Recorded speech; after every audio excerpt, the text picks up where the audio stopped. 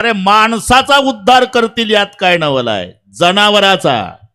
मैसी पुत्रा मुखे बोलवणे श्रुती.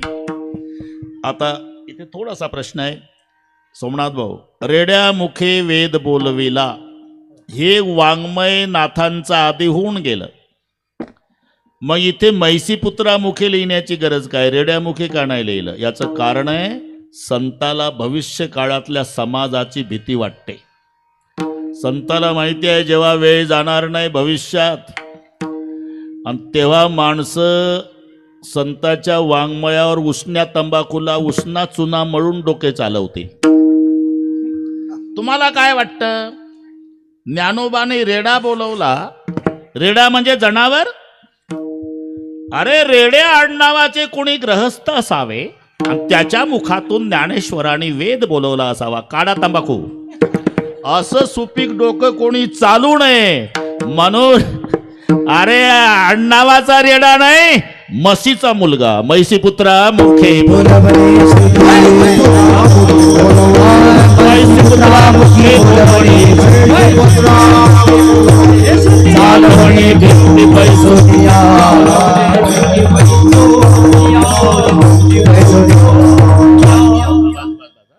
इथपर्यंत आलो आपण. बरोबर लक्ष द्या माझ्याकडे.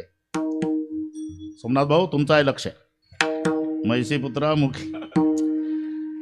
नाहीतर रामायणामध्ये, आता इथंही रामायण झालं, मिलिंद पाटील तिकडे झालं, आपल्या इकडे झालं, 2-3 झाले.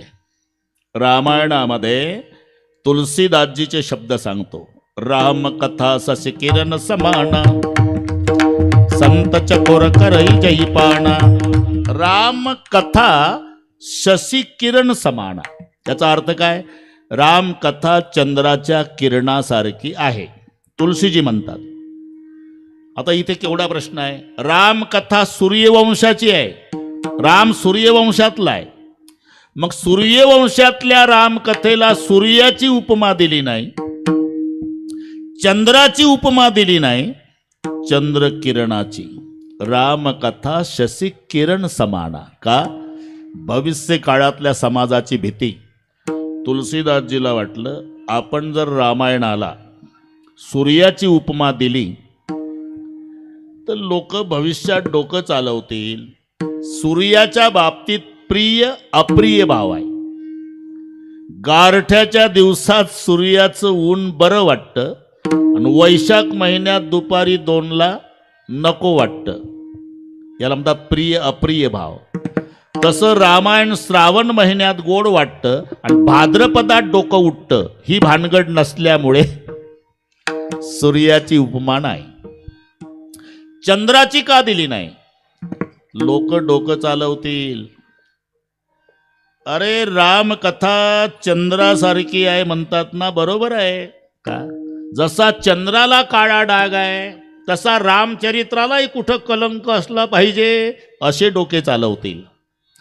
म्हणून सूर्याची उपमा नाही, चंद्राची उपमा नाही, चंद्र किरणाची. आणि चंद्र किरण अधिक गोड वाटतंय ते चकोर पक्षाला. संताला चकोर म्हटलंय आणि रामकथेला चंद्र किरण म्हटलंय. रामकथा शशी किरण समाना संत चकोर करई जही पाना. ही भविष्य काळाची भीती. म्हणून रेड्यामुखी शब्द न वापरता म्हशीचा पुत्र म्हशीचा. आता काही संशय घ्यायचं कारण आहे का? खरं सांगा, आता म्हशीचा पुत्र आडनावाचा रेडा असतो का खरोखरचा? पुढे कोणी डोके चालू नये. मैसी पुत्रा मुखे बोलवणे श्रुती. अजिबात अक्कल नसलेलं जनावर. कारण हा विश्वामित्राच्या फॅक्टरीतला माल आहे. प्रतिसृष्टी विश्वामित्र भांडले ब्रह्मदेवासोबत. तुलाच जमते का? तुलाच जमते सृष्टी, मला नाही जमत. म्हणून भांडण झालं, प्रतिसृष्टी निर्माण केली. डुप्लिकेट. तुम्ही पहा ना, आता कोणती वस्तू निघू द्या लगेच उल्हासनगरला तयार. ओळखूच येत नाही. तसं ब्रह्मदेवासोबत भांडण झालं. ब्रह्मदेवाची शेळी पाहिली. विश्वामित्र म्हणला मी करतो शेळी. यानं प्रयत्न केला पण ती मेंढी झाली. ही प्रतिसृष्टी आहे, शेळीसारखी मेंढी. ब्रह्मदेवाची गाय पाहिली, म्हणला मी करतो गाय, आणि ती मैत झाली. ही प्रतिसृष्टीतला कार. आणि त्या म्हशीच्या पोटी हे महाराज जन्माला आले. म्हैस अजिबात अक्कल नसलेलं जनावर. रस्त्यानं जर चालला ना रेडा, तर पांढऱ्या रेषेहून चालतो मधल्या. त्याला वाटतं केंद्र सरकारनं आपल्याकरताच आखून ठेवली. रवंत करीत चालतो. Truck driver, ST driver horn वाजून वाजून वाजून वैतागून जातो. शेवटी उतरतो. ड्रायव्हर कॅबिन मधून काठी काढतो. 10-15 काठ्या पुऱ्या ताकदीनं रेड्याच्या पाठीत घालतो. शेवटच्या काठीला रेडा मागं वळून पाहतो, काय चाललं भारतात. एवढं बेअकली जनावर रेडा. बरं जाऊ द्या, तुम्ही सर्कशी पाहिल्या आहे सर्वांनी. हिंस्त्र पशुचा वापर सर्कशीमध्ये आहे. वाघ, सिंह, अस्वल, कोल्ह. एकाही सर्कशीत रेड्याचा वापर केला जात नाही. काय मिळत नाही का त्यांना? अरे ट्रकने मिळेल ना हा माल, का वापरत नाही? रिंग मास्टर म्हणतात महाराज, आमच्यासारखे हजारो रिंग मास्टर रेडे शिकून वेडे झाले तरी रेडे शिकत नाही. मग रेड्याच्या भानगडीत सर्कसवाले पडत नाही. बरं जाऊ द्या, इथं शेतकरी आहे सोमनाथ भाऊ. गाईचं वासरू वेगळं, म्हशीचं पारडू वेगळं. 1000 गायी कळपानं चरू द्या. पूर्वी कळपाचे कळप होते, आता ह्या जर्श्या गायी बांधून आहे. मी खिल्लाऱ्या गायीचं सांगतो. 1000 गायी कळपानं चरू द्या आणि तिचं वासरू सोडा. सोडल्याबरोबर शेपटाचा गोंडा वर करणार, कान टवकारणार, आणि तिथं जाऊन गुराखी मामाला विचारणार, मामा मम्मी कुठं आहे असं विचारतं. अरे 999 डावलतन मायच्याच कासेला. एवढी अक्कल आहे खिल्लाऱ्या गाईच्या वासराला. म्हणून तर पूर्वीची माणसं खिल्लाऱ्या गाईचं दूध प्यायचे. हॉर्न वाजल्याबरोबर रस्त्याच्या खाली जायचे. मी काही बोललो का आता? आता हॉर्न वाजवा, पुन्हा गाडीच्या पुढं. समजायचं याचा तेभर दोष नाही, जर्सीच्या दुधाचा परिणाम आहे. यथा धेनु सहस्रस्य वत्सम विंदती मातरम. 1000 गायी असल्या तरी मायच्या कासेला लागतंय ते वासरू. म्हशीचं पारडू नाही. 20 म्हशी जर गोठ्यात बांधून असल्या लाईननं, सोमनाथ भाऊ पारडू सोडा. ते म्हशीकडे नाही जात, आधी सोडणाऱ्याकडे. तुम्ही काहून हसता? सोडून पाहिलं म्हणून. मालकाला वाटतं हे प्यायला सोड, चाल थोबाडीत देतो मालक, तिकडे पाहतं. त्याला वाटतं मारलं त्या अर्थी प्यायला सोडलं असावं, पण 20 म्हशी आहे, यातली माझी मम्मी कोणती असावी. त्याला वाटतं कशाला वेळ घालवावी. 8 वाजून गेले. पहिल्या म्हशीपासून प्यायला सुरुवात करावी. पहिलीच्या कासेला लागलं, तिला वाटतं मी व्यालीच नाही तर माझं कुठलं, मारती लात. जाऊन पडतं मागं, वाकून करतं. दुसरीच्या काशेला ती मारती लात, तिसरीच्या काशेला ती मारती लात. एक माझी स्वतंत्र गवळ नाही बरं का, गाठ्यात नाही. जसे गोदावरी ताईची प्रसिद्ध आहे सर्वांना, घागर घेऊन घागर घेऊन घागर घेऊन घागर घेऊन, तशी ही लाता खाऊन लाता खाऊन लाता. त्या गात्यात नाही. त्या पारडूला वाटतं लाता खाऊन का होईना आईचा निर्णय लागणार आहे. 20 मधली जी लातच मारणार नाही ती पठ्ठ्याची माय ठरणार आहे. एवढी अक्कल ज्या जनावराला नाही त्याच्या मुखातून मैसी पुत्रा मुखे बोलवले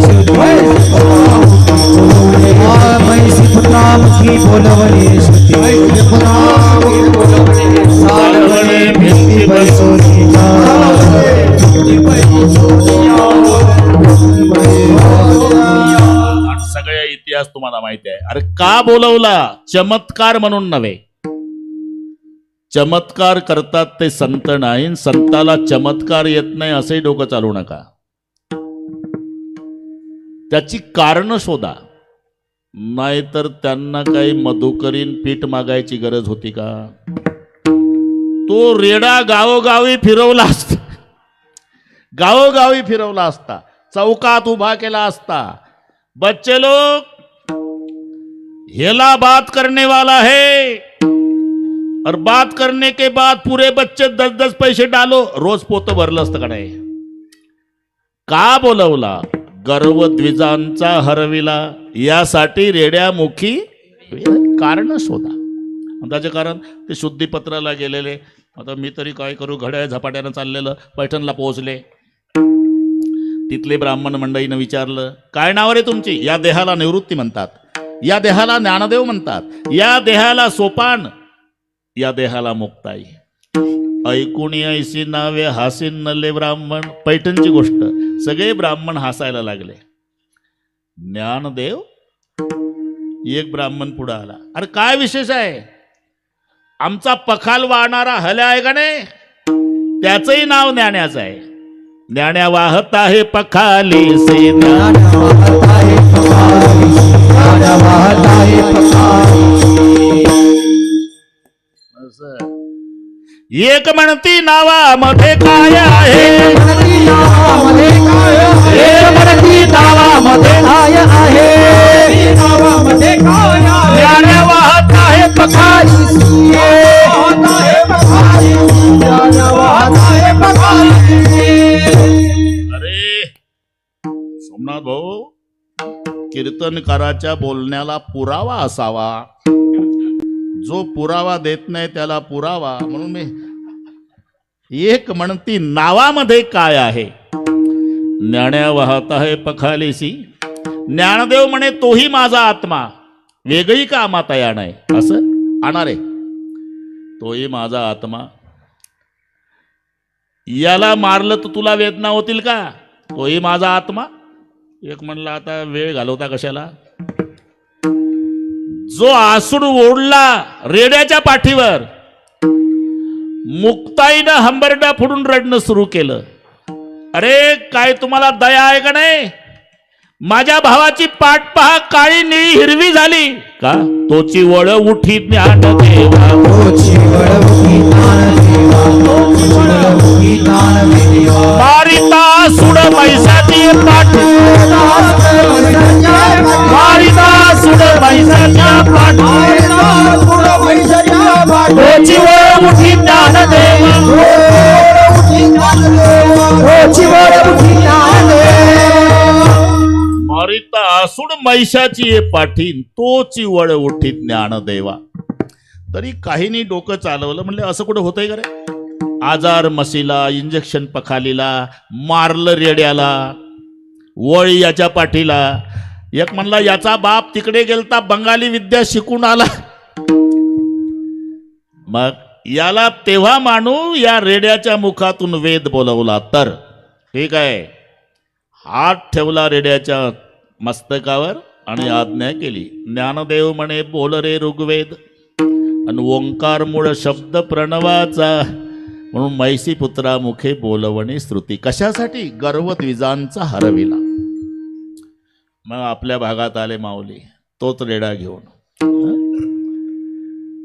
ते इकडून नाही आले, संगमनेर नाही, नेवासा, नंतर येता येता पुनतांबा. ते पुढं सांगतो मी 2 मिनिटात. मग पुढे खंडाळा नावाचं गाव लागतं. खंडाळ्याहून तिरपे, कोल्हार, शिबलापूर, पानोडी हा माऊलीचा प्रवास. तिथून इथे आले आणि इथे रेड्याला समाधी. थोडा विचार करा. याची टोपी त्याच्या डोक्यात, त्याची याच्या, दोघाची आपल्या काळाचं पांढरं डोळ्यात तेल घालून बाप संसार करतो, 3 मजली बांधतो इमारत. तरी एकुलता एक मुलगा 10वा घालत नाही राव. पण 750 वर्ष झाले रेड्याच्या समाधी पुढे सप्ताह का. याला उद्धार म्हणतात. विठ्ठल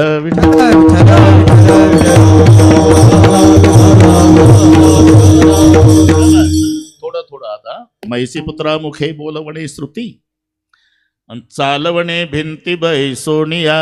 का येताना चांगदेव महाराज 1400 वर्षे जगले होते. 14 वेळा काळाला चुकवलं होतं. बरोबर काळ येण्याची वेळ झाली की आत्मा ब्रह्मांडात न्यायचे. 6 महिने आणि काळ वापस जायचा. आणि त्या कालावधीत जो कोणी मरण पावला त्याच्या डेड बॉड्या त्यांच्या पुढे आणून ठेवायचे लोक. ते उठले त्या डेड बॉड्याकडे पाहिलं, जिवंत व्हायचे. काही ऊस तोडणीला, कोणी ऑफिसला कामाला, कोणी दारे धरायला. मुक्ताईनं शंका घेतली, दादा इथं प्रेत पडली, या भागात जाळत नाही का, पुरत नाही. लोकांनी सांगितलं, हा बाबा समाधीतून उठला म्हणजे त्यांच्याकडे पाहतो की लगेच जिवंत होतात. कधी उठणार आहे? 6 महिन्याने. तोपर्यंत इथे डेट बॉडी. हा दादा काय मुक्ता, मी जिवंत करू का रे? आदिशक्ती आहे. एक कुत्र जिवंत केलं, तशी सगळी प्रेत जिवंत करून आपापल्या घरी गेली. आणि हे आळंदीला आले. रेडा इथे समाधी गेले आळंदीला. समाधी संपल्यावर चांगदेव महाराजांनी विचारलं ग्रामस्थांना, का रे यावर्षी कॉलरा प्रतिबंधक लस टोचली का सरकारनं? एकही मेलं नाही. महाराज कोरोनामुळे खूप मेले यावर्षी, खूप गर्दी होती. मग काय झालं?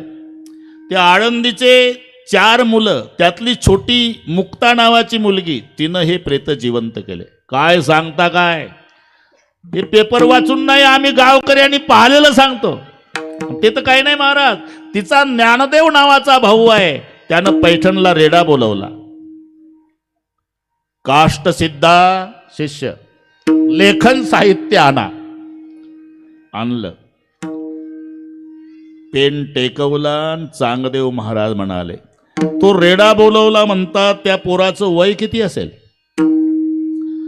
त्याचं काय 16-17 वर्षाचं असेल महाराज. आता पेनच चालेना का? आशीर्वाद लिहावा, ज्ञानानं मोठा आहे. दंडवत लिहावा तर वय. पेन जाग्यावर. काही शिष्य म्हणले, का रे शाई भरून नाही दिला का रे पेन? शिष्य म्हणला, अरे मी स्वतः शाई भरली. मग पेन कसा चालत नाही? पेन चालतो रे, गुरुजीचं डोकं चालत नाही. दंडवत का आशीर्वाद, इथं थांबलाय गुरु. बिना मायण्याचा याला म्हणतात कोरा. मुक्ताबाईनं वाचल्यावर टोमणा मारला, दादा हा 1400 वर्षे जगला तरी कोराच. मुक्ता बरं झालं, कोऱ्या कागदावर काहीतरी लिहिता येतं. ज्याचा कागदच खराब झाला त्याच्यावर काय लिहिणार?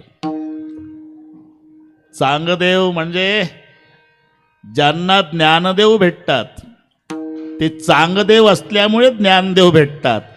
आम्ही वांगदेव असल्यामुळे अज्ञानदेव भेटत नाही. त्याच्यावर ज्या 65 ओव्या लिहिल्या त्याचं नाव आहे चांगदेव 65. पहिल्या ओवीचं पहिलं टोक कळेना तरी पण अहंकार होता. वाघावर स्वार झाले, सापाचा चाबूक, कातडी वाद्यन लवजम्यानिशी आळंदीला. हे लहान भावंड बसले होते भिंतीवर. दादा तो बाबा आला, आपण स्वागताला जाऊ म्हणून चालविली जड भिंती, चालविली जड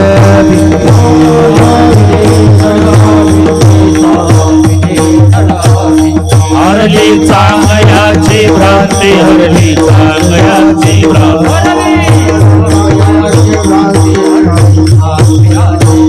मोक्ष मार्गीचा सांगाती, मोक्ष मार्गीचा सांगा.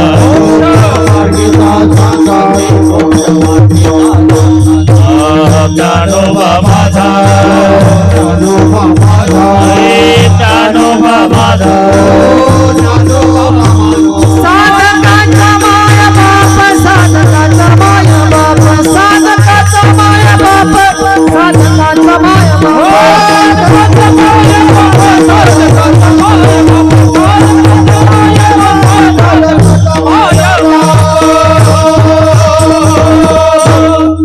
म्हणून चालविली जड भिंती. कशासाठी? हरली चांगयाची भ्रांती. हे कारण शोधा. रेड्यामुखी वेद बोलविला. काय कारण? गर्व द्विजांचा हरविला. म्हणून मैसी पुत्र मुखे बोलवणे श्रुती, चालवणे भिंती बैसोनिया. अरे रेड्याच्या मुखातून वेद बोलवणं आणि निर्जीव भिंत चालवणं नोई हा सामान्य महिमा संतांचा नोई हा सामान्य महिमा संतांचा नोई हा सामान्य महिमा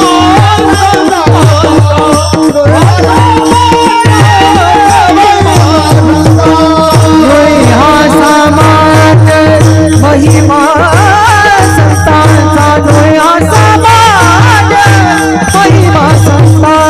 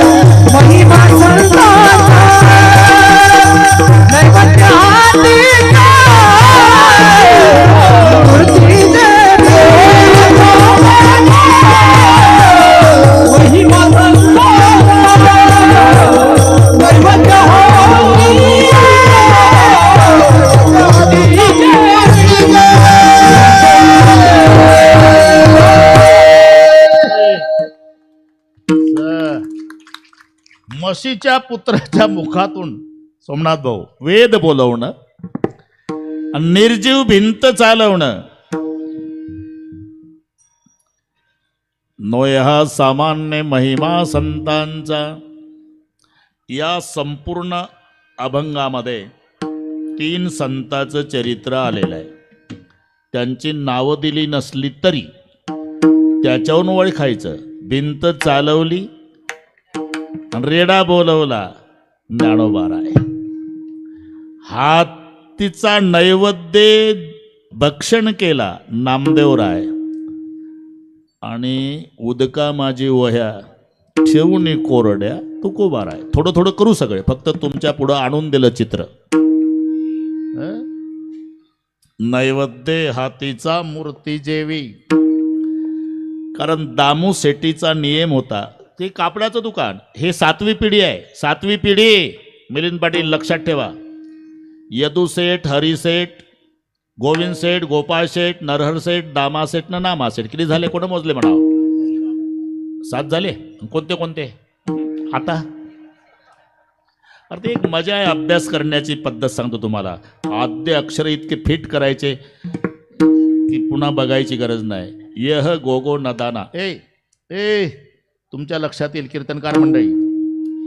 यह गोगो नदाना झाल्या 7 पिढ्या.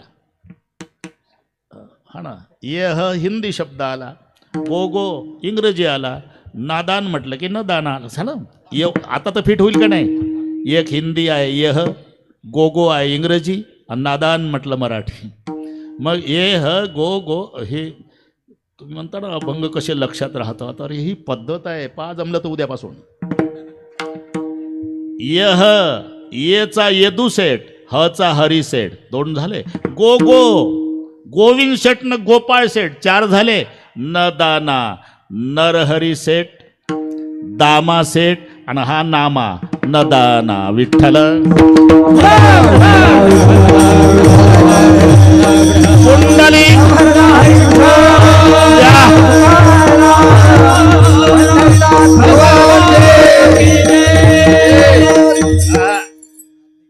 आता 72 चालू आहे ना, पण विसरत नाही मी. तू काळजी करू नका. बसावं लागलं सुरेश भाऊ. आता त्रास जास्त वाढला कमरेचा. 2 वेळा ऑपरेशन, 3 आता पुन्हा सांगतायत. आता म्हटलं असाच जाईल मी कमरीसह, पण आता नको, तिसरं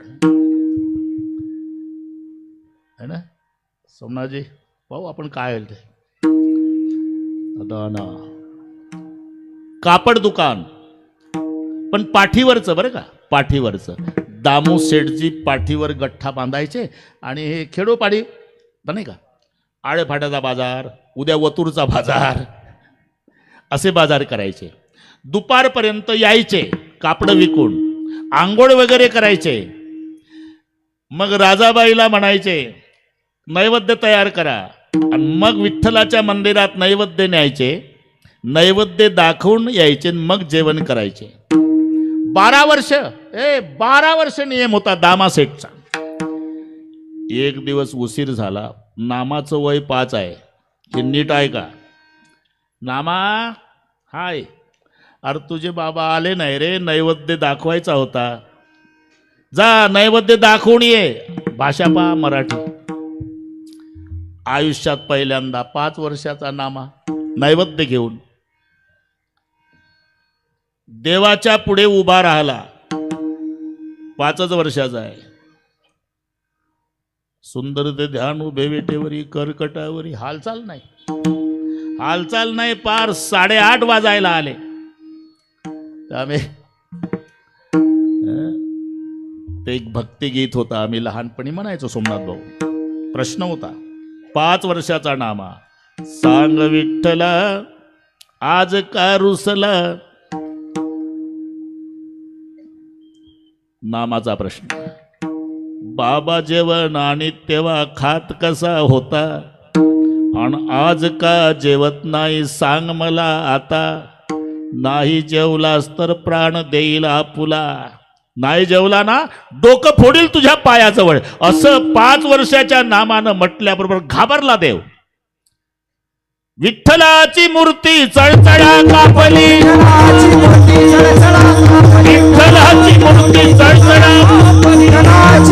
चळचळा, जेवते लागली नाम्या सवे.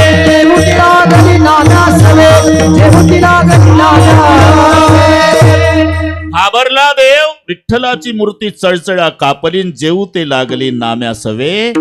जेवण केलं, रिकाम ताट वाटी दिली, पण सांगितलं नामा आजच जेवलो रे भाऊ, माझी शपथ आहे, माय बापालाही सांगू नको जेवला म्हणून देव, आणि पंढरपुरात सांगू नको, नाही तर अजीर्ण होईपर्यंत खाऊ घालतील लोक मला. नाही सांगणार देवा, माझी शपथ आहे बरं. हो नाही सांगणार. सोमनाथ भाऊ आता अडचण सांगतो तुम्हाला. रिकाम ताटनं वाटी घेऊन नामा आला.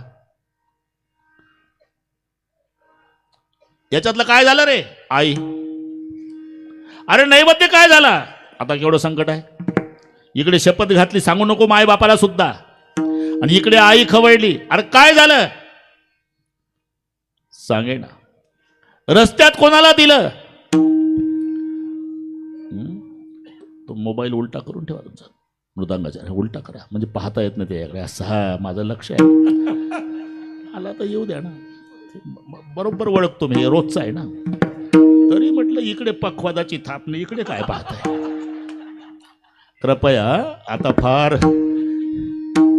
तुमचंच नाही श्रोत्याकडे तेच असते भाऊ. आता आम्हाला असा वैताग येतो की एवढा जर व्याप आहे या लोकांना, 2 तास दम निघत नाही, तर आपण आलोच कशाला नागपूरहून, असंही वाटतं कधी कधी.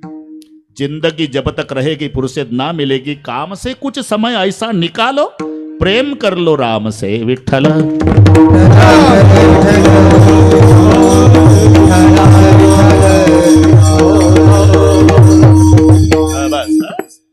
प्रसंग तुटतो तर थोडं लक्ष द्या माझ्याकडे. काय झालं?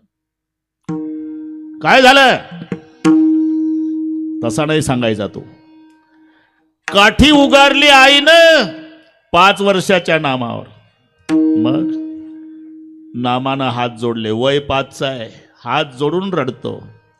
मारू नको आई नाही दिले कोणा, मारू नको आई नाही दिले कोणा, मारू नको आई नाही दिले कोणा, मारू नको आई नाही दिले कोणा.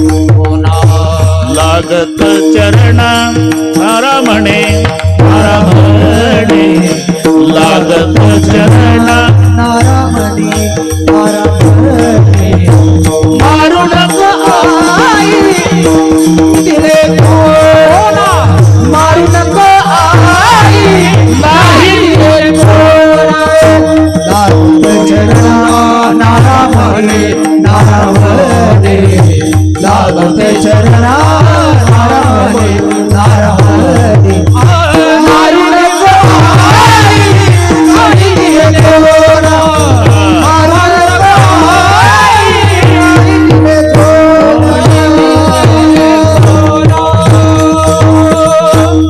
मारू नको आई नाही दिले कुणा. आणि मग झालं काय? बाबाला सांगू नको आई, फक्त तुला सांगतो देव जेवला. योग की कापडाचा गठ्ठा घेऊन वडील आले, त्याने ऐकलं. काय म्हणते? अहो आजच पाठवलं नैवेद्य घेऊन, देव जेवला म्हणतय. होय रे नाम्या, देव जेवतो होईल का? 12 वर्ष दाखवतो मी नैवेद्य. जेवला बाबा. आता ठीक आहे, मी आंघोळ करतो, तोपर्यंत दुसरा नैवेद्य तयार करा, बघतो जेवतो का देव. आता केवढं संकट आहे. नैवेद्य तयार झाला, नामाच्या हातात दिला, 5 वर्षाचा नामा, आणि माग बाप दामासाहेब. चला आता मंदिरात. 5 वर्षाचा नामा रडत निघाला, रडत. हातात नैवेद्य आहे, बाप माग आहे. रडतो का? पांडुरंगा, तुला धर्म संकटात ही माझी इच्छा नाही. तुम्ही शपथ घेऊन सांगितलं होतं, पण काठी उगारली मायनं, म्हणून नाईलाज झाला. मग सांगावं लागलं देव जेवला. फक्त पुन्हा एकदा जेवा देवा. कशासाठी? तुझा भक्त लबाड बोलत नाही हे समाजाला दाखवण्यासाठी. एकदा जेव. रडतोय 5 वर्षाचा. आणि एक लक्षात ठेवा, वेदांताच्या भाषेपेक्षा देवाला अश्रूची भाषा लवकर ऐकायला जाते. रडत निघाला. बाप बाहेर गाभाऱ्यात नामा. देवा, माझा इलाज नाही, समजून घ्या. घेतला नैवेद्य देवानं. वाटीतलं सगळे संपवलं सोमनाथ भाऊ, आणि रिकामी वाटी पांडुरंगानं नामाच्या हातात दिली. हे बापानं पाहिलं, आणि मग बाप धाय मोकलून रडला. देवा, 12 वर्षे तुझ उपवासी मारिले, 12 वर्षे तुझ उपवासी मारिले, 12 वर्षे तुझ उपवासी मारिले, 12 वर्ष तुझा उपवासी मारिले. आज देव विले नाम देवे, आज देव आज देव विले नाम आज देव विले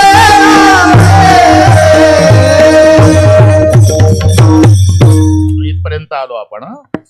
मला माहित नव्हतं देवा तू जेवतो म्हणून. 12 वर्षे नैवेद्य दाखवतो, पण 12 वर्षे तुझं उपवासी मारिले, आजी जेवविले नामदेवे, नैवेद्य हातीचा मूर्ती जेवी. इथपर्यंत आलो आपण. सोमनाथ भाऊ, अजून काही मला समाज वैतागला नाही. 3 चालू आहे. आता 4 दिवसातलं हे 12वं. हा वैतागून गेला तरी जमतंय ते.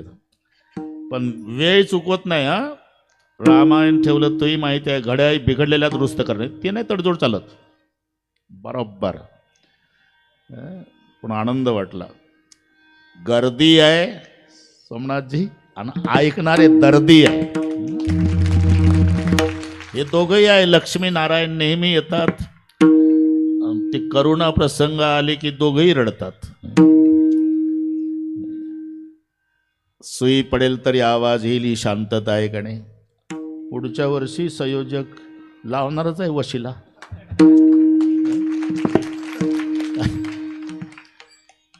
वडील चांगले आहे. संयोजक सगळे एका मताचे आहे. त्यांच्यावर विश्वास ठेवून सहकार्य करणारे भाविकही आहे. आणि म्हणून 80 वर्षे, अरे 4-2 वर्षे सप्ताह मोठ्या थाटात चालतो नवीन नवीन, आणि उरलेल्या वर्गणीवरून 5व्या वर्षी भांडणं, 6व्या वर्षी पण. हे 80 वर्षे चालतंय म्हणजे काय? हे संत रामदास बाबाच्याच मनात आहे. हे तुमच्याकडून करून घ्यायचं आहे त्यांना. एकदा हात वर करा. फक्त हार घालायची घाई करू नका. बरोबर करू सगळे. हात वर. शूटिंग वाले एवढे हात घ्या. हात दुखायच्या आधी घ्या. कमी राहू. हा बरोबर. बस, बस. एका तालात. भाषणाच्या टाळ्या नाही, भजनाच्या. विठोबा रखुमा. एक थांबा. एक एक हा एक हात वर. एक एक एक जरा ताकद. एक हा माग पुढं नाही. एक एक हा. रामदास बाबा समाधीत डोलत असेल की माझे लेकर कसं भजन करतात. बाबा, बाबा.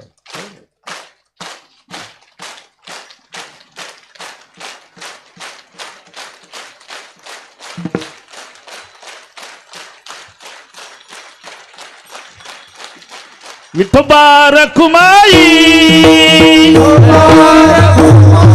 विठोबा रखुमाई. कुंडली गवरदार पंढरीनाथ माऊली जगद्गुरु संत रामदास महाराज की जय. थांबा थांबा. वेळ जात नाही आपले. 2 कामं करू गडगे. 2 कामं. मी हार स्वीकारतो, तुम्ही चाल म्हणा. चला गायक लोक. मैसी पुत्रा मुखी बोलवने श्रुती. मैसी पुत्रा मुखी बोलवने श्रुती. पुत्रा मुखी बोलवने श्रुती. पुत्रा मुखी बोलवने मैसी पुत्रा मुखी बोलवने श्रुती. मैसी पुत्रा मुखी बोलवने श्रुती. पुत्रा मुखी बोलवने पुत्रा मुखी बोलवने चाल बने फिरती पैसोनिया. चाल बने फिरती पैसोनिया. नोहे हा सामान्य महिमा संतान. नोहे हा सामान्य महिमा संतान. फिरती पैसोनिया.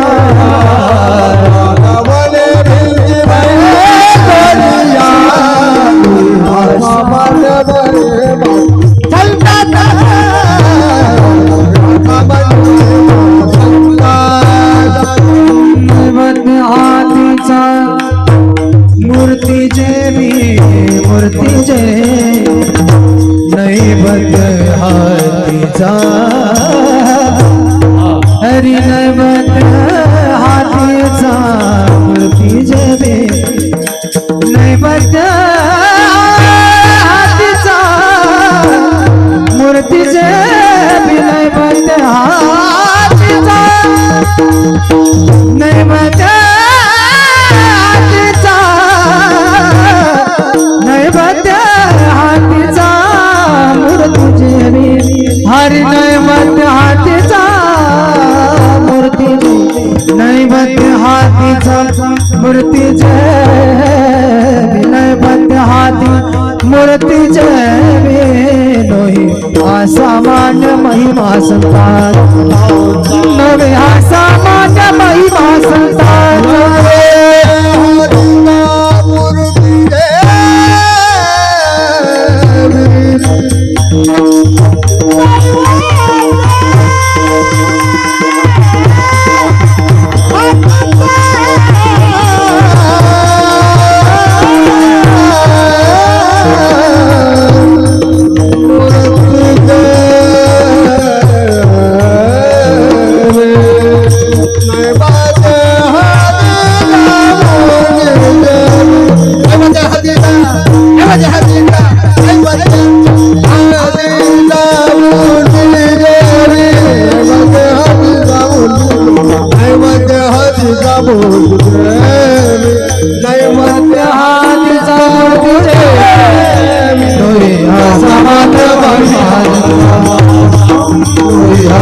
सामान्य महिमा विठ्ठल विठ्ठल कुंडली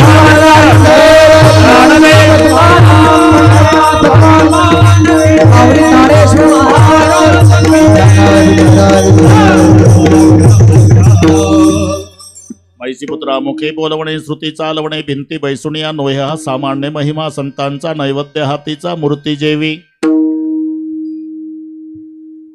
रामेश्वर शास्त्री पर्यंत चर्चा बोलवा द्या तुकोबारायला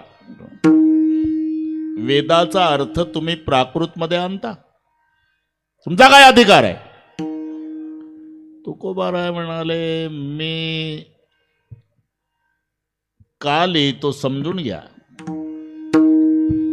नामदेवे केले स्वप्ना माझी जागे सवे पांडुरंगे येऊन या स्वप्नामध्ये पांडुरंग परमात्मा नामदेव महाराज आले बरं का शास्त्रीजी आणि त्यांनी सांगितले काम करावे कवित्व म्हणून अभंग लिहितो असं मी काही ऐकून घ्यायला काय मामा वाटलो का कुठला तुम्हाला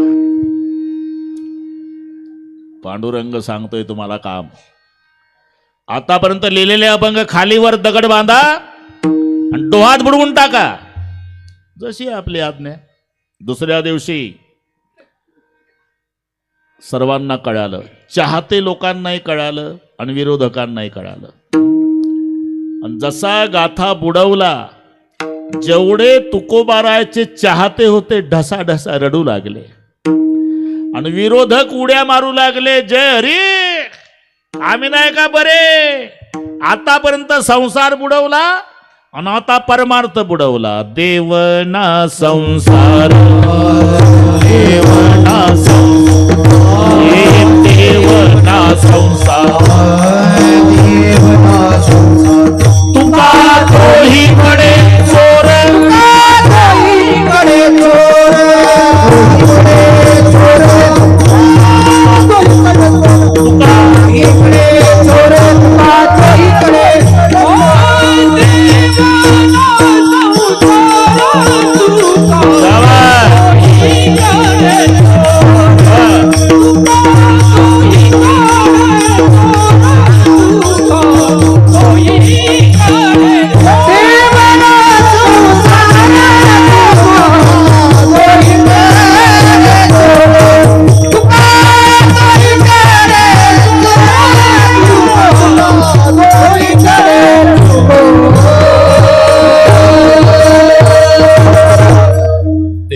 संसार तुका दोहीकडे चोर तिथेच बसले तुकाराम महाराज 13 दिवस झाले निश्चक्र करिता न पवसी अनंता माय बापा 14व्या दिवशी कोरडाच्या कोरडा गाथा देवानं तुकोबारायच्या स्वाधीन केला उदका माझी माया देवोनी कोरया देवोनी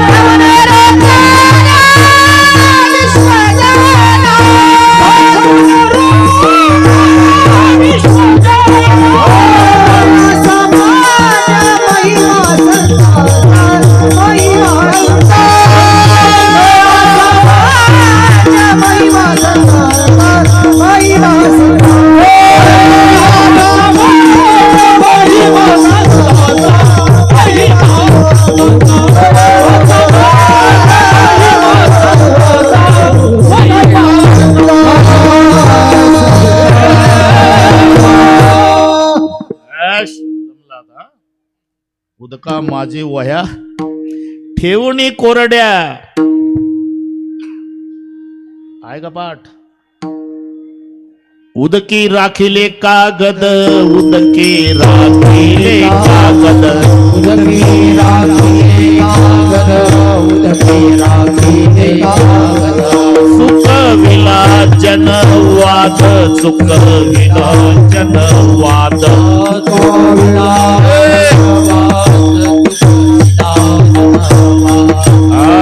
तुका म्हणे ब्रिद, तुका म्हणे ब्रिद.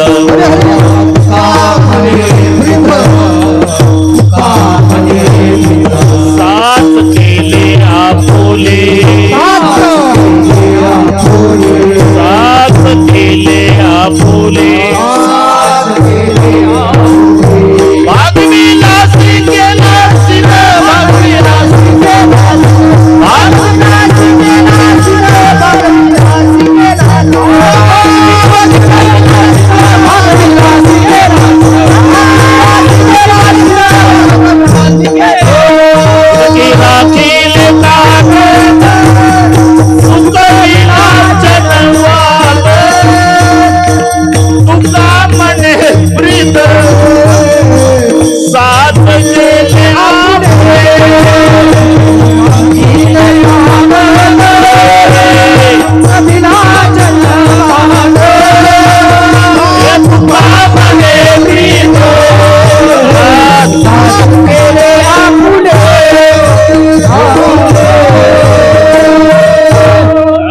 सोमनाथ हो, आता इतके प्रमाण माझ्या पुढे येऊन उभे राहिले. कोणाचा नंबर लावू मी? उदका माझे वह्या ठेवणे कोरड्या, दाखवणे रोकड्या विश्वजना. 13 दिवस उदकी ठेवा आणि कागद देवा कोरडे. उदकी राखिले कागद, चुकविला जनवाद. एक तर सर्वांनाच पाठ आहे. राघवे सागरात पाषाण तारीने,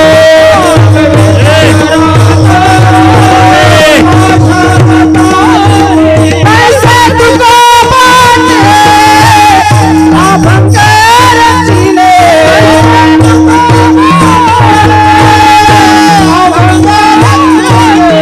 आरती तुकाराम स्वामी सद्गुरु नाम सच्चिदानंद मूर्ती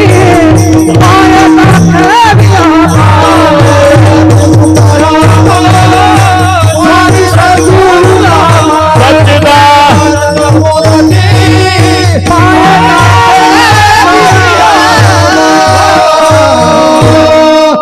बस जमला आता. उदका माझी वह्या ठेवणे कोरड्या, दाखवणे रोकड्या विश्वजना. नोय हा सामान्य महिमा संताचा. आता किती? 15 मिनिट आहे. बरोबर करू आपण. देवापेक्षाही श्रेष्ठ महिमा संताचा आहे, देवापेक्षाही. म्हणून 1-2 प्रसंग सांगून बरोबर तुम्हाला 9ला जेवायला मोकळे करतो मी. सुरेश भाऊ टेन्शन घ्यायचं नाही. बरोबर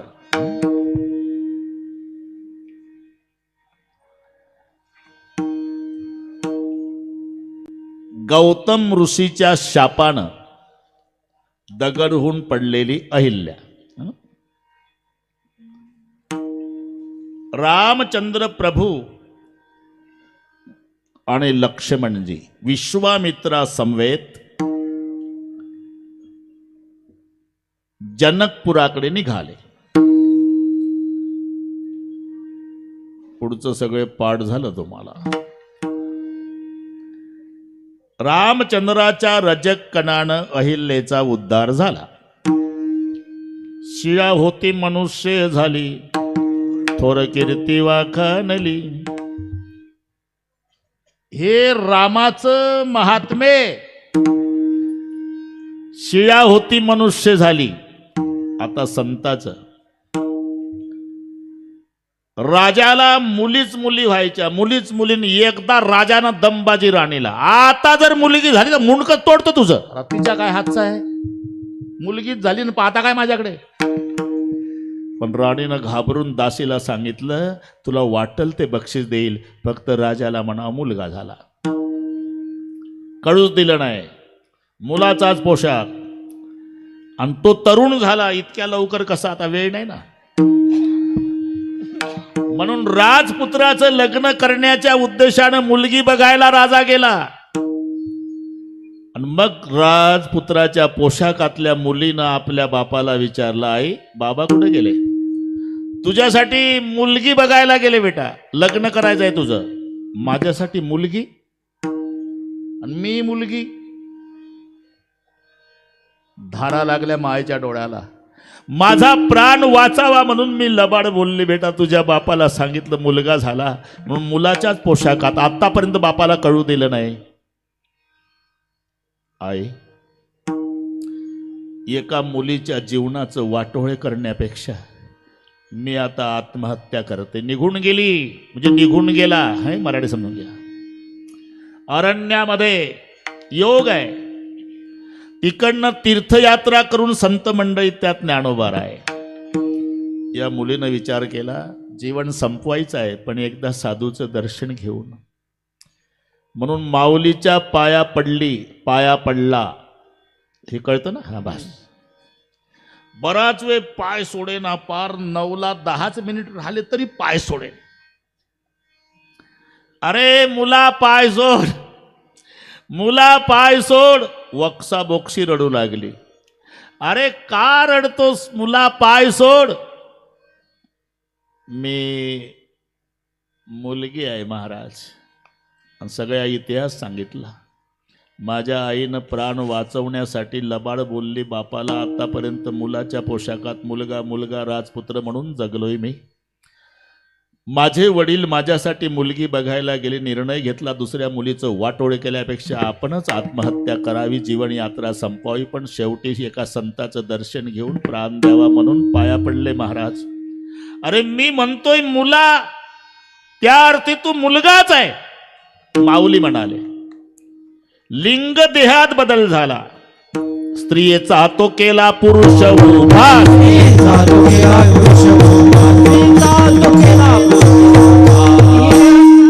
जिही निमिष मात्रे देह पाल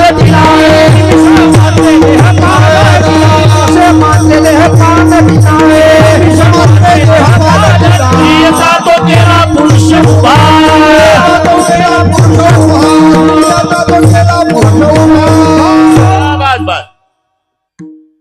मी तुलना सांगतोय तुम्हाला.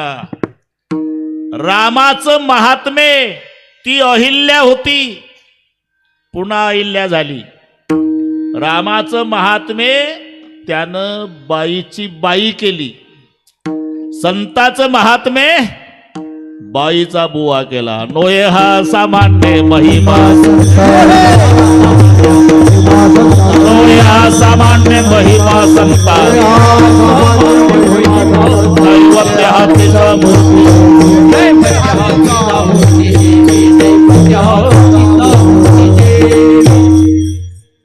ही जोडी झाली ना, रामाची आणि माऊलीची जोडी झाली.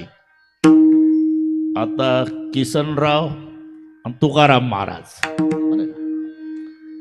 राधेला पाहून भुलले हरी. राधा चालली होती. राधेसाठी पागल झाले भगवान. आता राधा म्हटल्यानंतर अरे भागवतामध्ये राधा शब्द आला, राजात शुकाचार्यांना उलट व्हायचं, धारा लागायच्या. ही राधेची भक्ती. श्याम श्याम रटत राधा आपही श्याम भई, फिर पुछत अपने सखियन को राधा कहाँ गई. यावून तो विचार करा.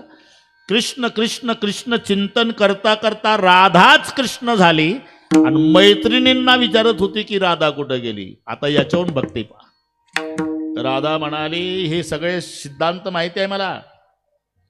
लाकूड जळलं का संतोषराव, कोळसा होतो सोमनाथ भाऊ, आणि कोळसा जळल्यावर राख. बाद जमलं. एवढं लक्षात ठेवा. हे राधेचे शब्द सांगतो. कृष्णासाठी मी कशी जळाली. लकड़ी जली कोयला हुआ, कोयला जला हुई राख, मैं तो पापिन ऐसी जली कोयला हुआ न राख. तिची भक्ती आहे. जब प्रेम के पंथ में पैर दिया तब क्या उसके दुख को डरना है. जल भोजन की मत चाह कर तलवार तले सिर को धरना है. राधेसाठी पागल झाले देव. राधा चालली होती, देव बघत होते. भांड घेतलं, आणि बैला खाली बसले धार काढायला. मम्मीनं खिडकीतून पाहिलं यशोदेनं, ए किशन्या, अरे त्या राधेसाठी पागल झाला, अरे निदान जनावर तर बघत जा.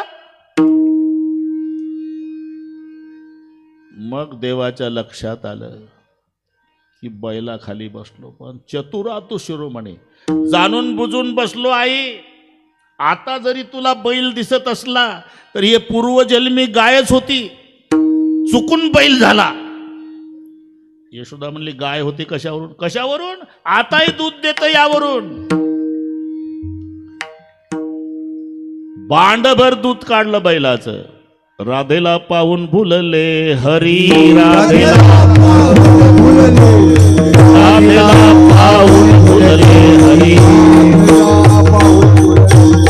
बैल दुखतो नंदा घरी, पहिला दुखतो नंदा घरी, पहिला दुखतो नंदा घरी, पहिला दुखतो नंदा घरी.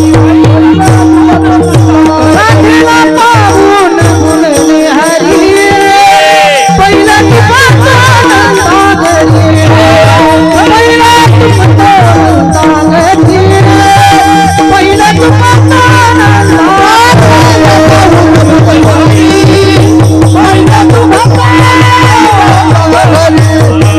दुखतो नंदा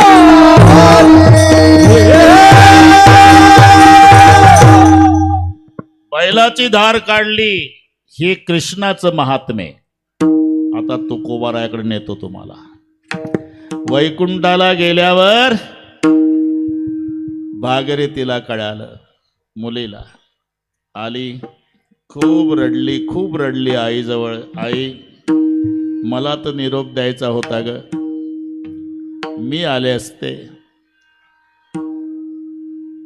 जिजाबाई म्हणल्या, तुझ्या बापाचं महत्व मी अर्धांगिनी असून मलाच कळलं नाही. मी असंच म्हणायची, उटकाचा विना त्याची दोन तार करे यर पंढरीसी. पण तुझ्या बापाला घ्यायला साक्षात भगवान आला तेव्हा मला तुझा बाप कळला. कुठनं गेले आई? ते पिंपरणीचं झाड. भागीरथी तिथं आली मुलगी, पिंपरणीच्या झाडाजवळ उभी राहिली, आकाशाकडे तोंड केलं आणि बापाच्या नावानं हंबरडा फोडून रडू लागली. बाबा गेले कोण्या गावा, भागीरथी करी दावा, भागीरथी करी नावा, भागीरथी करी नावा, भागीरथी करी नावा, भागीरथी करी नावा, भागीरथी करी नावा.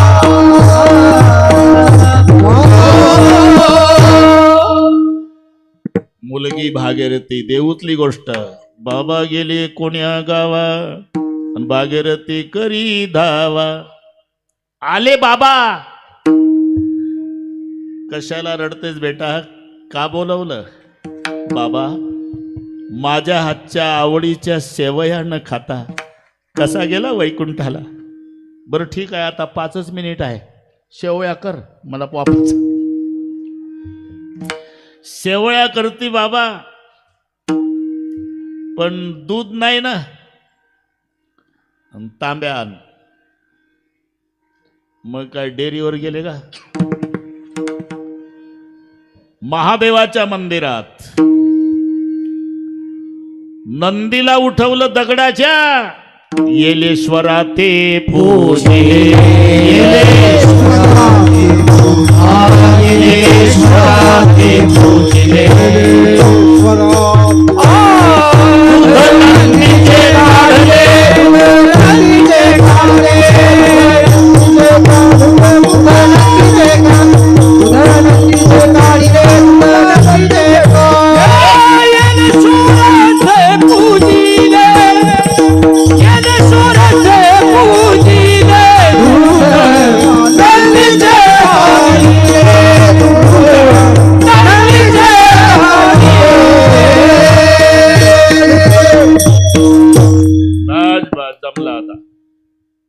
येलेश्वरा ते पूजिले दूध नंदीचे गाडिले.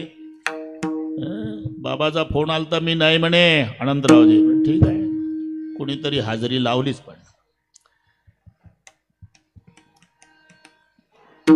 रामचंद्र प्रभूनं बाईची बाई केली, संत ज्ञानोबारायानं बाईचा बुवा केला. भगवान श्रीकृष्णानं बैलाची धार काढली, संत तुकोबारायानं दगडाचा नंदी दोहला. नोये हा सामान्य महिमा.